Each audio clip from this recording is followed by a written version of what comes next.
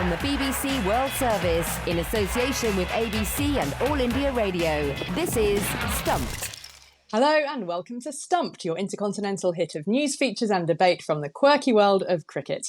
I'm Alison Mitchell and I'm back home again in London after having spent 10 days in Birmingham for the Commonwealth Games. And of course, Cricket T20 for the women was featuring for the first time, cricket making a return from its first appearance in 1998. That was a one-off with the men. But yeah, managed to get out and see a little bit of beach volleyball as well, a bit of gymnastics. Wasn't much gap in between cricket matches because they came thick and fast. But Jim, delighted for you that the Aussies came top of the podium.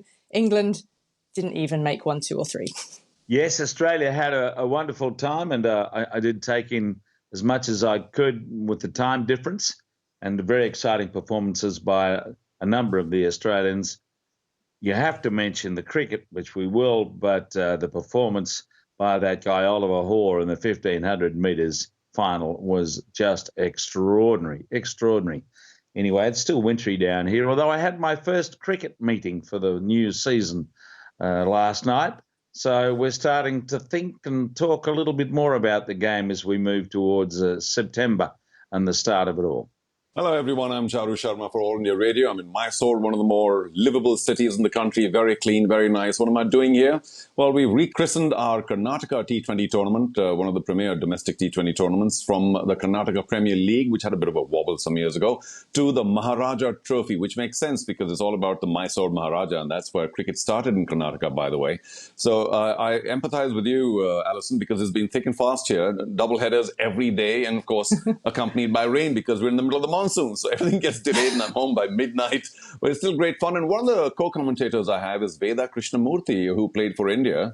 You might remember her. And well, we sit and lament together about what might have been in that final, which India was about to win. Enough of this generosity and hospitality, and we allowed Australia to win once again. Well, we're going to spend more time talking about that because, yeah, it was historical, wasn't it, for cricket's T20 to be in the Commonwealth Games. And Australia's domination of the women's game continued. Is she in front? Yes, she is.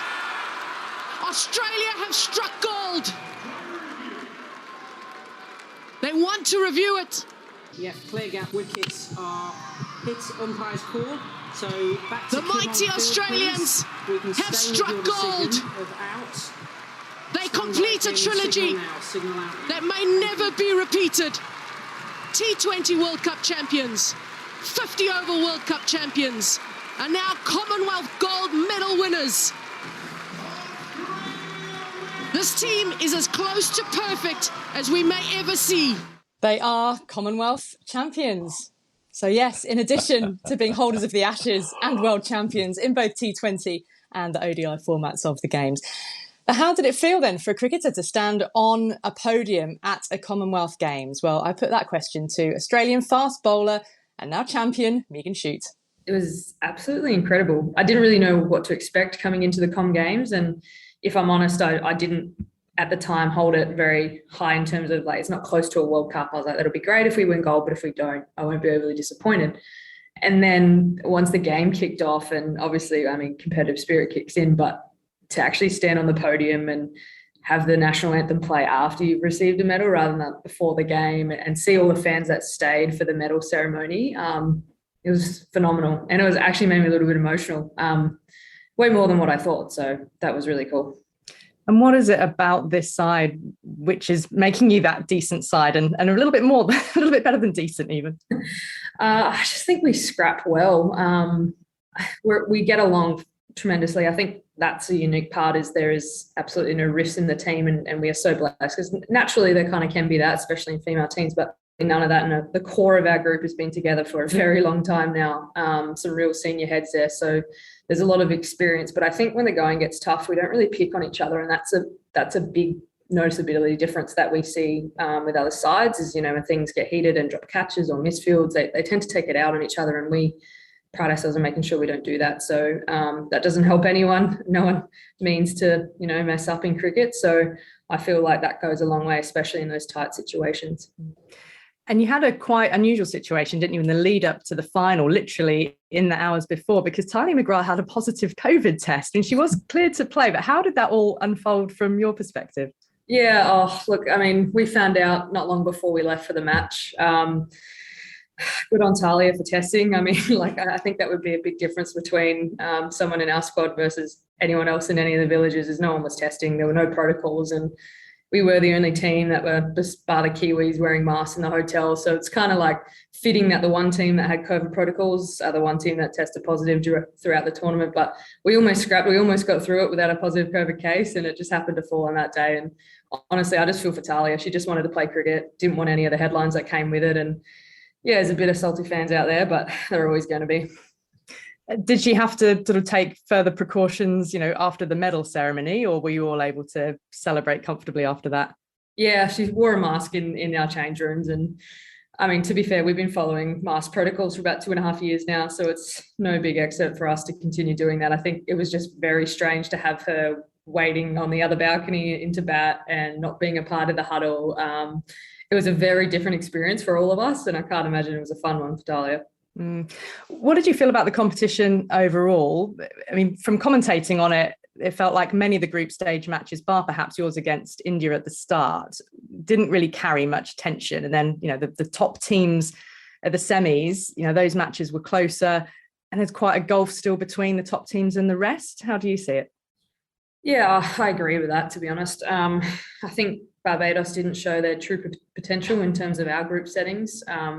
We always knew the top teams in those semis were going to be absolutely cracking games, but I did hope for a bit of a closer tie between the two.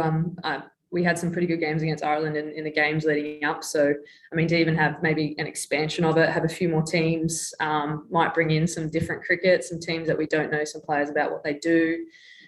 So, yeah, I mean, it probably does reinstate that the top are truly at the top still, and there is a bit of a gap there. But, yeah, hopefully with some more competitions ahead, we can close that gap a bit.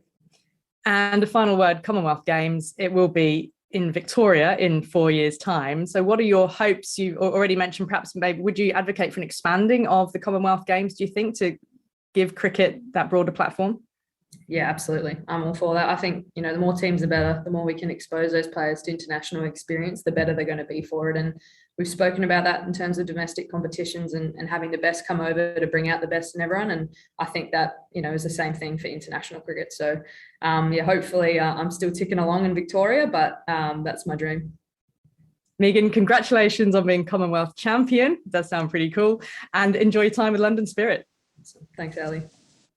That was Australia fast bowler Megan Schutt. So turned out that the Jim Maxwell Charu Sharma derby ended up going the way of Maxwell's Australia. I mean, Jim, what more can be said about this team? Because they are phenomenal, aren't they? Phenomenal, yes, but they were tested certainly by India on 2 occasions during this tournament, and they've shown their resilience, depth in batting. I mean, it's hard to question much about this Australian team. Even if they have a lapse or two, they haven't got the ability to recover because of their experience and their skill. And it just keeps shining. And I think for those involved in this team, they call it Team Australia, getting a gold medal, the first one ever at Commonwealth Games for a women's team in cricket, is an extraordinary triumph and one of the more memorable, I would say, victories that Australia's had, given they've had quite a few of them. Yep, it felt quite pointed, I thought, when Megan Schutt said there in that interview about just how together the Australians are, and stressing that they, don't take things out on each other when things start to go wrong, because the England team seemed to get a bit ratty. Catherine Brunt in particular got herself a reprimand from the ICC, an official reprimand for audible obscenity when a catch was dropped off her bowling, by the youngster Freya Kemp as well. And, Catherine Brunt is brilliant when the passion's firing and she's taking wickets and things are going well. And she knew that this was her one shot at a Commonwealth Games gold. And whether she decides to retire or whether she sees through the English summer or whether there's another carrot, another tilt of a trophy at the T20 World Cup early next year in South Africa, we'll wait to see. There's a new England coach who'll be needed, won't there? Because Lisa Kiteley, the Aussie, has now said she's stepping down at the end of this England summer. Maybe that would be a juncture for, again, a bit of a new start with those newer names taking over from somebody like Catherine Brunt. But yeah, I thought it was quite an interesting comment that Megan Schutt made. Charu, I commentated on the medal ceremony, and as regards India, I did make the point when the players stepped forward onto the podium that perhaps with more investments, India could be top of the podium one day. And actually, the India captain Harmanpreet Kaur said after the final that, you know, women's IPL could be the turning point that would then start to turn these second places and silver medals into trophies and golds. Do you agree? Well, she could well be right. But let's not forget that India ran Australia very, very close in both the matches, in the league stage as well as the final. And, you know, with a little more experience, you're right, they should have won because there were matches that they actually conspired to lose, India. They were in winning positions, both those matches. So there are a lot of good things going on in Indian women's cricket. And by the way, it attracted a lot of attention here in India, the Commonwealth Games, the women progressing to the final.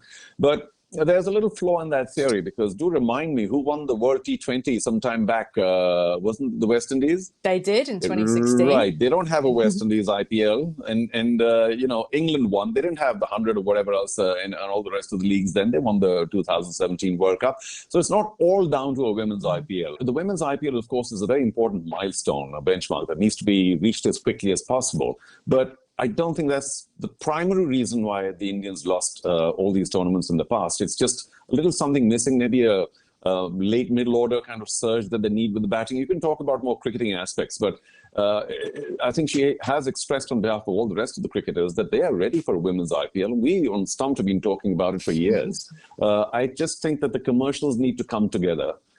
So, Ali, you were at the Commonwealth Games. What do the fans make of it? Do they enjoy it? Yeah, I'd say so. There was a pretty enthusiastic atmosphere at all the matches. Curiously, the Commonwealth Games make it their policy not to release individual crowd numbers per match. But they did put out that, well, initially more than 150,000 tickets were sold. That's since gone up to 160,000, I've seen reported, across just 16 matches. So that actually beats overall the numbers of tickets that were sold for the T20 World Cup in Australia 2.5 years ago. And I understand that around 17,500 were at the gold medal match. And even the neutral matches were well supported.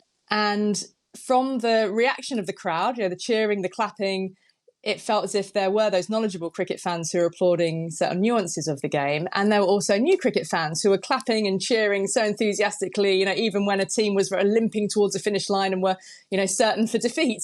So I think in that sense, it would have to go down as a success. But of course, we all know, you know, that in England, cricket is a known game. And in Australia, if the Games goes to regional Victoria, it will be a known game. In terms of other games, it'd be interesting to see what happens if the Games is, say, hosted in a country that doesn't have big cricket facilities. You know, can cricket grounds just be built? Is there the know-how around pitches, etc.? So that would be interesting to see, certainly. But in terms of people attending, I think at a Games like that, and indeed Olympics, because a lot of the success of cricket at the Commonwealth is thought to go a long way as to whether the ICC can get cricket into the Olympics. I think that there will always be good crowds because, as I mentioned at the start, I went to watch beach volleyball. I went to gymnastics. I would have gone to the weightlifting if I had a chance because at a Games, you find yourself just keen to watch any sport and sometimes more so the sports you don't usually see. So in that sense, yeah, cricket absolutely is widened out to a broader audience. From the BBC World Service, this is Stumped on ABC and All India Radio. Well, now on Stumped, we've had the very sad news this week that former South African umpire Rudi Koertzen died suddenly at the age of 73 after a car accident. He retired from umpiring in 2010 following a career that saw him officiate in 332 internationals. And there's been loads of tributes from all over the world pouring in from the likes of Verinder Sehwag and Ricky Ponting, Wasim Akram. He was so well respected. I mean, I knew him more professionally rather than personally from being on the international cricket circuit. He was just somebody who was always very, well, a lot of umpires are very affable, aren't they? And he always had a word if you bumped into him in the lift or a chat over the breakfast buffet in a hotel. Jim, I wonder what your memories of Rudi Koertzen are. Rudi Koertzen, I think he put that little place called Knysna on the map in South Africa, but I remember having a few chats to him. He was a fairly direct South African in the way he conducted himself and issued his opinions on the game, but it was more the signature of that slow arm, remember, going... Like a drawbridge. The finger of death, drawing the gun out of the holster and going, bang, you're out. So, yes. those sort of mannerisms as we've seen with people like Billy Bowden have left their mark. But yeah, a very Rusty sounds like umpire. a fan as well, I have to say, in the background. Yes, he's applauding. Charu, he became an iconic sort of umpire, didn't he? I guess maybe because of that, the slow finger of death, as it became known. Perhaps that, but to my mind, much more because of his personality, his demeanor. He was truly very friendly with the players. Not all umpires are, as Jim said, but I think he was genuinely friendly and happy to be a part of the game. There was not a negative bone in his body. He was, as you said, you'd meet everyone, wherever it was, and have an exchange a word or two. We've had, of course, plenty of meets as well in the international cricket circuit. And I always found him to be very friendly, not just with all of us, the whole universe, with the players as well. Of course, Virendra Sehwag, as you mentioned, has sent out a tribute where Rudi Koertzen used to often, well, not admonish, but certainly meet him on the field and said, don't play that shot. We like to watch you. So watch what you play. Stay as long as you can. Which was obviously an indication that I'm quite happy to be neutral, but I also like watching good cricket.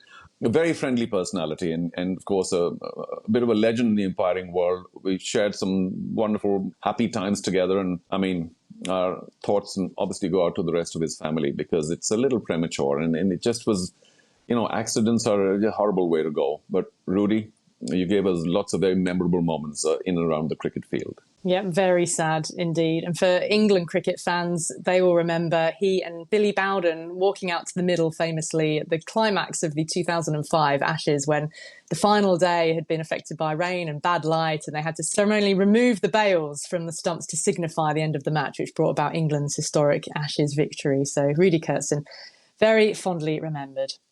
But that's all we've got time for on Stumped this week here on All India Radio. Don't forget you can follow us on Twitter. We're at BBCWS Sport. Use the hashtag BBC Stumped. And check us out on YouTube as well. Go to the BBC World Service's YouTube channel and you'll find us there. Thanks to Charu Sharma, Jim Maxwell, and we'll see you next week. Bye-bye.